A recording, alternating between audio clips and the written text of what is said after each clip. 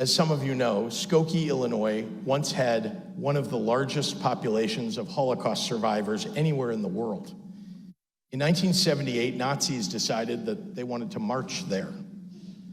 The leaders of that march knew that the images of swastika-clad young men goose-stepping down a peaceful suburban street would terrorize the local Jewish population, so many of whom had never recovered from their time in German concentration camps.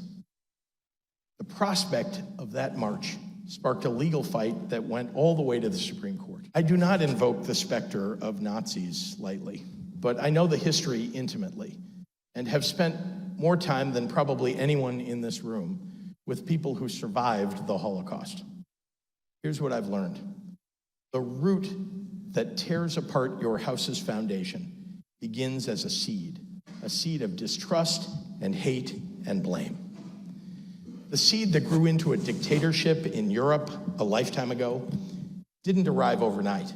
It started with everyday Germans mad about inflation and looking for someone to blame. I'm watching with a foreboding dread what is happening in our country right now. After we've discriminated against, deported, or disparaged all the immigrants and the gay and lesbian and transgender people, the developmentally disabled, the women, and the minorities, once we've ostracized our neighbors and betrayed our friends, after that, when the problems we started with are still there staring us in the face, what comes next? All the atrocities of human history lurk in the answer to that question. And if we don't want to repeat history, then for God's sake, in this moment, we better be strong enough to learn from it.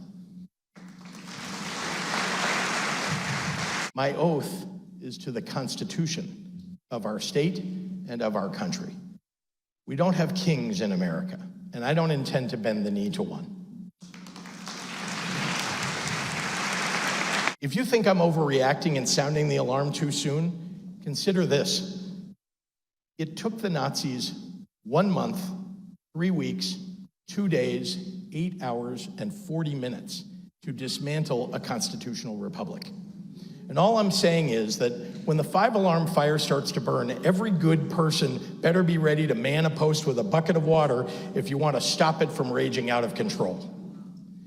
Those Illinois Nazis did end up holding their march in 1978, just not in Skokie.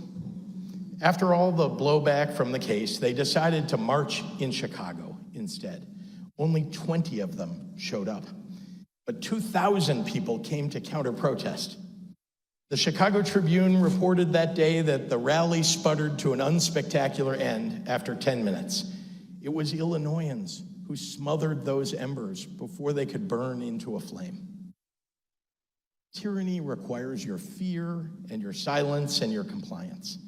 Democracy requires your courage.